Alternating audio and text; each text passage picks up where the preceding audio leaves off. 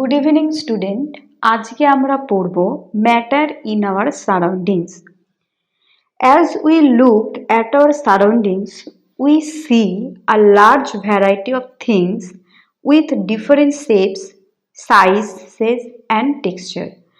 আমরা এই যে সারাউন্ডিং, আমাদের যে চারপাশে বিভিন্ন ধরনের আকার আয়তনের, আমরা ডিফারেন্ট টেক্সচারের আমরা কি দেখতে পাই, বিভিন্ন ধরনের বস্তু, ঠিক আছে, বস্তু দেখতে পাই। Everything in this universe is made up of material which scientists have named matter. এই যে আমরা যে পৃথিবীতে বিভিন্ন ধরনের এই যে বস্তু, যেগুলো আমাদের আকার আয়তন যাদের সম্পূর্ণ ভিন্ন ভিন্ন রকমের হয়ে থাকে, বিজ্ঞানীরা এই ধরনের বস্তুকে কি নাম দিয়েছে? ম্যাটার বা পদার্থ, যাকে আমরা কি বলে থাকছি? ইংলিশে বলা হয় ম্যাটার আর বাংলায় বলা হয় হচ্ছে পদার্থ। The air we breathe, the food we eat, stones, clouds, stars, plants and animals, even a small drop of water or a particle of sand, everything is matter. মানে আমরা এই যে ধরো যেটা খাচ্ছি, যেটা চোখে দেখতে, বাতাস আমরা অনুভব করতে পারছি, এই যে যত রকমের আমরা যে সমস্ত উদ্ভিদ প্রাণী যেগুলো যা কিছু আছে সমস্ত রকমের মধ্যেই এভরিথিং ইজ ম্যাটার, সমস্ত কিছুকে বিজ্ঞানীরা বলছে এগুলো কি সমস্ত রকমের হচ্ছে গিয়ে এগুলো সমস্ত কিছুকে পদার্থ বলছে। We can also see as we look around that all the things maintained above occupy space and have mass.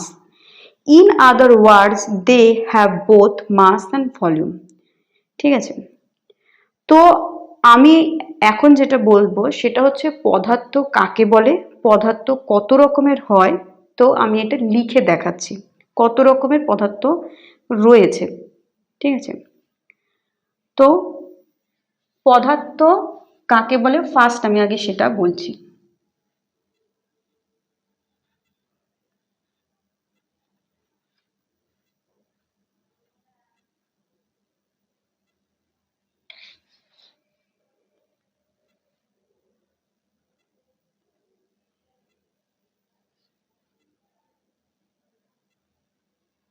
যার ওজন আছে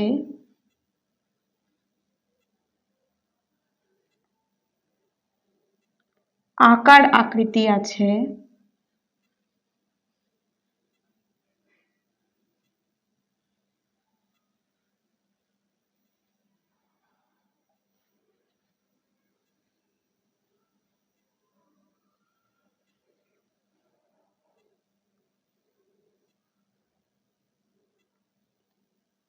স্থান বা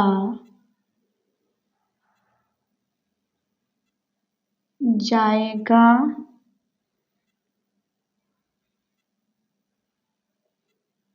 দখল করে,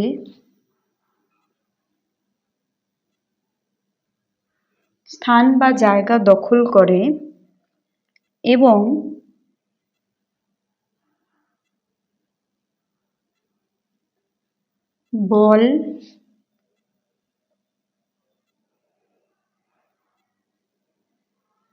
বল প্রয়োগ করলে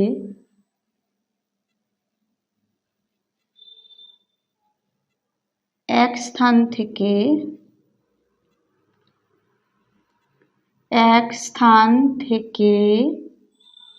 অন্য স্থানে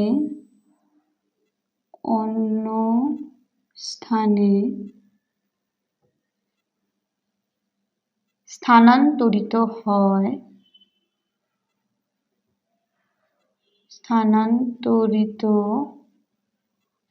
হয় তাকে পদার্থ বা ম্যাটার, MATTER ম্যাটার বলে। তাহলে এটা বোঝা গেল যে যার ওজন আছে, আকার আকৃতি আছে, স্থান বা জায়গা দখল করে এবং বল প্রয়োগ করলে এক স্থান থেকে অন্য স্থানে স্থানান্তরিত হয় তাকে পদার্থ বা ম্যাটার বলে। এবার এই পদার্থ বা ম্যাটারকে তিনটি ভাগে ভাগ করা যায়। কি কি? তাহলে আগে বলি, পদার্থ বা ম্যাটারকে তিনটি ভাগে ভাগ করা যায়। ফার্স্ট অফ অল, পদার্থ বা ম্যাটারকে তিনটি ভাগে ভাগ করা যায়। কি কি? ক দিয়ে লিখছি। ফার্স্ট হচ্ছে সলিড বা কঠিন পদার্থ। তাহলে কি? সলিড বা কঠিন পদার্থ।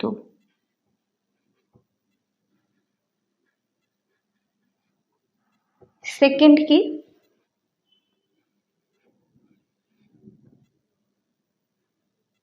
লিকুইড, লিকুইড বা তরল পদার্থ।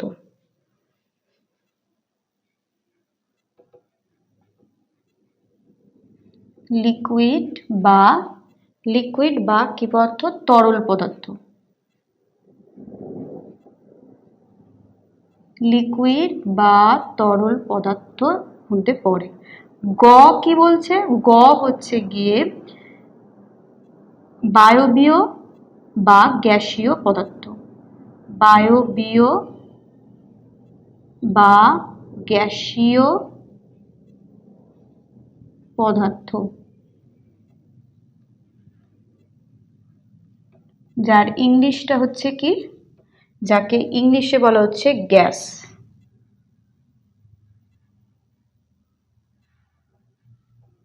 ঠিক আছে? তাহলে সলিড বা কঠিন পদার্থ, লিকুইড বা তরল পদার্থ, বায়বীয় বা গ্যাসীয় পদার্থ বা গ্যাসীয় পদার্থ, গ্যাসীয় ম্যাটার। তাহলে সলিড ম্যাটার, লিকুইড ম্যাটার, একটা গ্যাস ম্যাটার। এই হচ্ছে গিয়ে তিনটে ম্যাটারের হচ্ছে গিয়ে তিনটে ভাগ। তো এবার আমরা এই পদার্থের তিনটে ভাগটার সম্বন্ধে বললাম। এবার কঠিন পদার্থ কি, তরল পদার্থ কি, গ্যাসীয় পদার্থ কি, তো এই সম্বন্ধে আমি এবার বলছি। এবার আমরা এর সম্বন্ধে আমরা পড়ব। ঠিক আছে?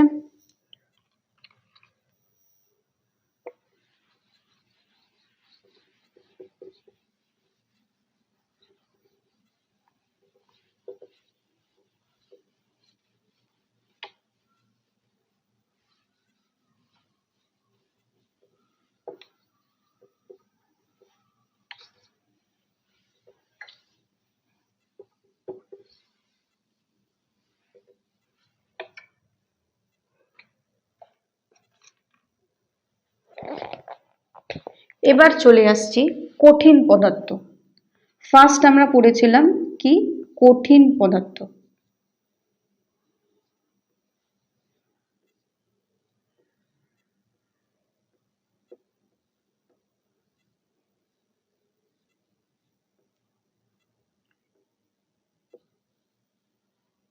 এবার কঠিন পদার্থ বলতে কি বোঝায় সেটা বলছি। কঠিন পদার্থ বলতে কি বোঝায়? কঠিন পদার্থের নির্দিষ্ট, এর কি আছে না, কঠিন পদার্থের নির্দিষ্ট আকার, আয়তন দুটোই আছে। তাহলে প্রথমে আগে এটা লিখি, কঠিন পদার্থের আকার ও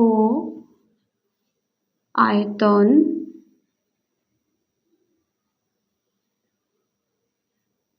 আছে। আকার ও আয়তন আছে। স্বাভাবিক অবস্থায়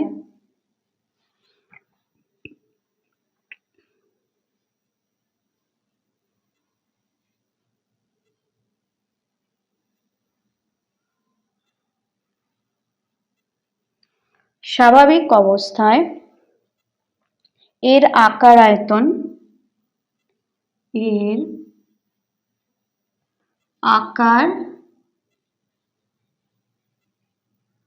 ও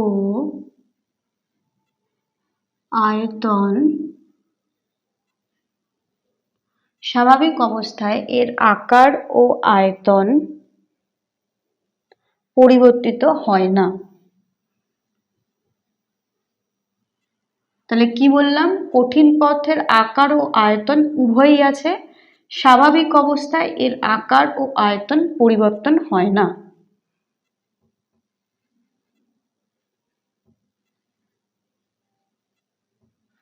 পরিবর্তন হয় না। এর উদাহরণটা কি? যেমন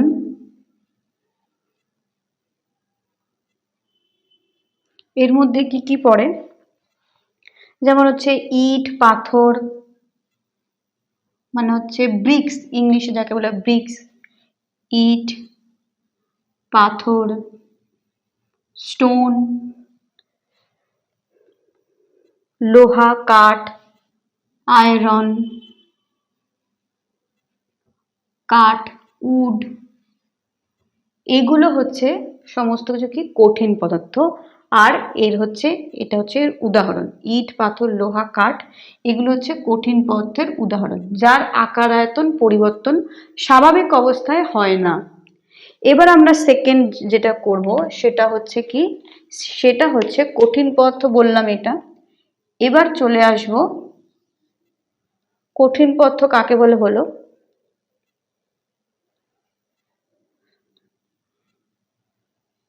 কঠিন পদার্থ। এবার চলে আসব তরল বা লিকুইড পদার্থ, এইটার কথা বললাম কঠিন পদার্থ কাকে বলে। এবার যেটা পড়াবো সেটা হচ্ছে তরল পদার্থ কাকে বলে। তরল পদার্থটা কি, ইংলিশে যাকে লিকুইড বলে। তরল পদার্থ কি, আয়তন আছে, এর যেরকম কঠিন পদার্থের ক্ষেত্রে আমরা কি বললাম, আকার ও আয়তন দুটোই আছে, কিন্তু এর ক্ষেত্রে একটা ডিফারেন্স, এখান থেকে আমরা ডিফারেন্সটাও বলে দেবো। কিরকম ডিফারেন্সটা কি, এর যেরকম আকার আয়তন দুটোই আছে, কিন্তু তরল পদার্থের ক্ষেত্রে কি আছে, তরল পদার্থের আয়তন আছে, ঠিক আছে, এর আয়তন আছে তরল পদার্থের, কিন্তু কোনো আকার নেই। তাহলে এটা লিখে ফেলি, আয়তন আছে কিন্তু এর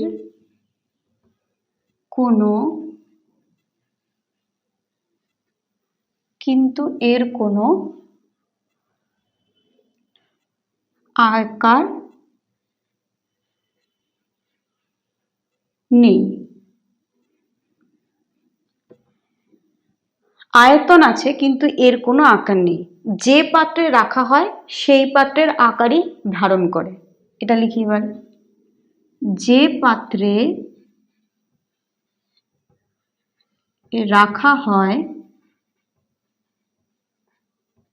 সেই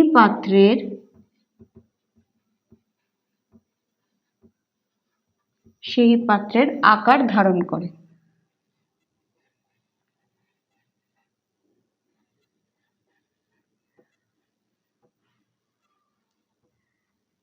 সেই পাত্রের আকার ধারণ করে। এর উদাহরণটা কি,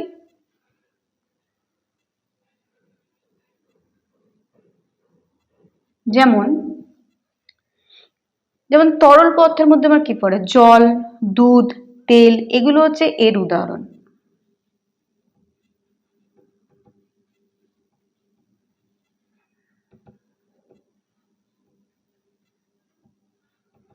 এগুলো হচ্ছে এর উদাহরণ। তো আমরা কঠিন পদার্থ তরল পদার্থের ব্যাপারটা বুঝলাম, যে এর তরল পদার্থের আয়তন আছে কিন্তু কোনো আকার নেই, যে পাত্রে রাখা হয় সেই পাত্রের আকারই ধারণ করে। এর উদাহরণ হচ্ছে জল, দুধ, তৈল জাতীয় পদার্থ, এগুলো সমস্ত কিছু। এরপরে যেটা করব সেইটা হচ্ছে কি কঠিন পদার্থ তরল পদার্থ হয়ে গেল। এরপরে কাকে বলে এটা যেটা বলবো সেটা হচ্ছে গ্যাসীয় পদার্থ। গ্যাসীয় পদার্থ কাকে বলে?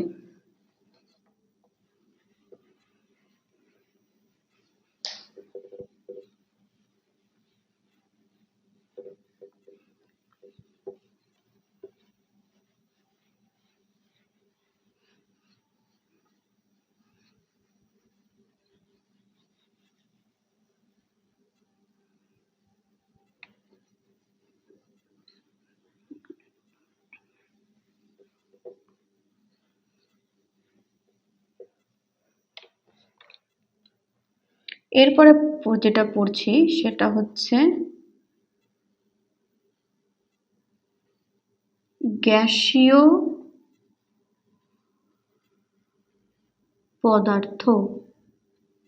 গ্যাসীয় পদার্থ বলতে আমরা কি বুঝি এরপর হচ্ছে সেটা বলবো। এর কি আছে, এর আকার ও আয়তন কোনোটাই নেই, যেটাকে আমরা অনুভব করতে পারি, ফিল করতে পারি। গ্যাস জিনিসটা কি আমরা অনুভব করি, কিন্তু এর কোনো কিন্তু কি নেই, আকার ও আয়তন কোনো কিছুই নেই। এবার এটা আমরা লিখে ফেলি, আকার ও আয়তন নেই। ঠিক আছে, আকার ও আয়তন নেই। এটাকে কি করতে পারি, আমরা অনুভব করতে পারি, গ্যাসীয় পদার্থ যেটা আমরা ফিল করছি। ঠিক আছে, যেমন এখানে যেটা বলছে যে কিছু পরিমাণ গ্যাস, এটা কি, এর যেরকম ব্যাপারটা হচ্ছে আকার ও আয়তন তো কোনোটাই নেই, এটা আমরা এটাকে কি করতে পারি, যেরকম হাওয়া বা বাতাসটাকে আমরা কি করতে পারি, আমরা ফিল করতে পারি।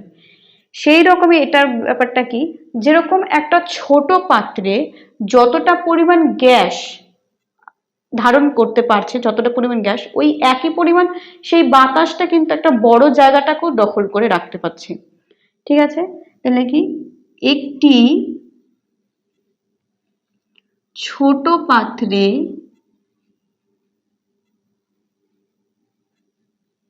যে পরিমাণ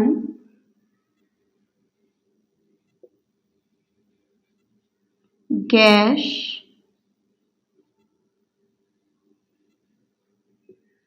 ধারণ করছে, ঠিক সেই পরিমাণ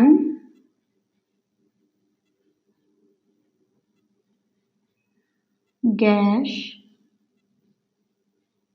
বড়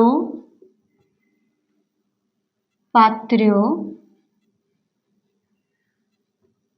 স্থান দখল করছে। যেমন কি এর উদাহরণটা কি, এর উদাহরণগুলো যেমন বিভিন্ন ধরনের গ্যাস, যেরকম carbon die oxide, oxygen, nitrogen, এগুলো সমস্ত কিছুই কি একটা গ্যাসীয় পদার্থ। তাহলে গ্যাসীয় পদার্থের মধ্যে আমরা কি বললাম, তিনটে তিনটে পদার্থের কিন্তু তিনটে ডিফারেন্স রয়েছে। প্রথমটা কি বললাম, কঠিন পদার্থের আকার আয়তন দুটোই আছে, যাকে বল প্রয়োগ করলে এক স্থান থেকে অন্য স্থানে স্থানান্তরিত হয় বা একটা জায়গা থেকে অন্য স্থানের স্থান পরিবর্তন করতে পারে। তরল পদার্থের ক্ষেত্রে আলাদা জিনিস দেখলাম, তরল পদার্থের ক্ষেত্রে কি দেখলাম না, যার আয়তন আছে কিন্তু কোনো আকার নেই, কি যে পাত্রে রাখা হয় সেই পাত্রের আকারই সে ধারণ করে। যেমন হচ্ছে বললাম দুধ, জল, তৈল জাতীয় পদার্থ, এগুলো। এবার গ্যাসীয় পদার্থের মধ্যে কি, যার মধ্যে কোনো কিছুই হয় না, আকার আয়তন কোনোটাই কিছু হয় না। যে পাত্রে, কোনো একটা পাত্রের মধ্যে যদি যে আয়তনে গ্যাসটা রয়েছে, বড় কোনো পাত্রের মধ্যে সেই একই পরিমাণে গ্যাস কিন্তু অনেকটা জায়গায় স্থান দখল করে রাখতে পারে। তাহলে শুধু কি আমরা গ্যাস বা বাতাসটা যেটা, সেটা আমরা কি করতে পারি, ফিল করতে পারি বা অনুভব করতে পারি। এইটাই হচ্ছে গিয়ে এই তিনটের মধ্যে ডিফারেন্স। এবার এর উদাহরণটা আমি বলছি, এর উদাহরণটা কি, যেমন এর উদাহরণটা হচ্ছে নাইট্রোজেন, কার্বন ডাই অক্সাইড যেমন NCO2, হাইড্রোজেন H, তারপরে অক্সিজেন O2। ঠিক আছে, oxygen O2, nitrogen, carbon die oxide H, এগুলো বিভিন্ন ধরনের যে গ্যাস রয়েছে, এই সমস্ত রকমের গ্যাসগুলোকে বলা হচ্ছে, সমস্ত গ্যাসগুলি এর মধ্যে পড়ছে। তো এইটা আমরা পড়লাম গ্যাসীয় পদার্থ, তরল পদার্থ আর হচ্ছে কঠিন পদার্থ। এই হচ্ছে আমাদের পদার্থ বা ম্যাটারের মধ্যে এগুলো পড়লাম। এরপরেও আরেকটা যে জিনিসের ব্যাপারটা যেটা রয়েছে সেটা হচ্ছে, এই তো আমরা পড়লাম যে তিনটে পদার্থের মধ্যে আমরা পড়লাম, কিন্তু আরেকটা রকমেরও পদার্থের কথা আমি বলবো, সেটা হচ্ছে প্লাজমা। প্লাজমা জিনিসটা কি? এইটা কিন্তু এই পদার্থগুলোর মধ্যে, এই যে তিনটে পদার্থের কথা আমরা বললাম, তরল, গ্যাসীয় আর হচ্ছে কঠিন পদার্থ, যে তিনটে পদার্থ রয়েছে, এই তিনটে পদার্থ থেকে সম্পূর্ণটা আলাদা জিনিস। প্লাজমা হচ্ছে সম্পূর্ণ, এর সাথে এর কোনো সংযোগ নেই, কোনো যুক্ত হয় না। তিনটে জিনিসটা সম্পূর্ণ এর সাথে সম্পূর্ণ ভিন্ন ধরনের। তো এখন আমি প্লাজমা জিনিসটা কি, এর মধ্যে কি সঙ্গে যুক্ত, সেই জিনিসটা আমি বলছি।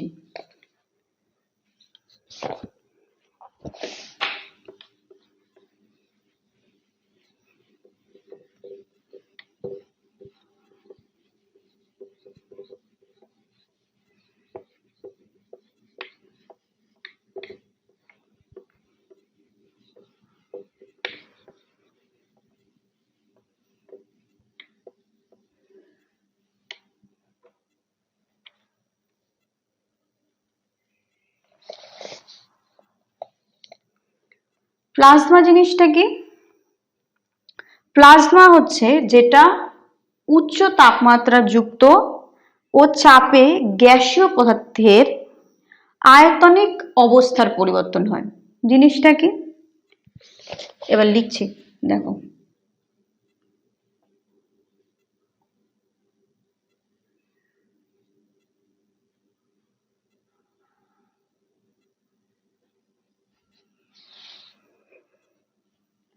উচ্চ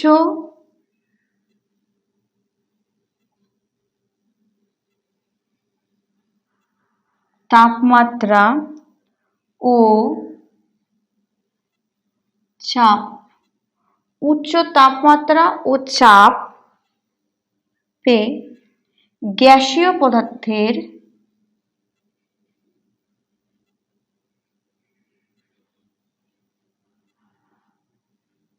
উচ্চ তাপমাত্রা ও চাপে গ্যাসীয় পদার্থের আয়তনিক অবস্থার পরিবর্তন। আয়তনিক অবস্থার কি? আয়তনিক অবস্থার পরিবর্তন।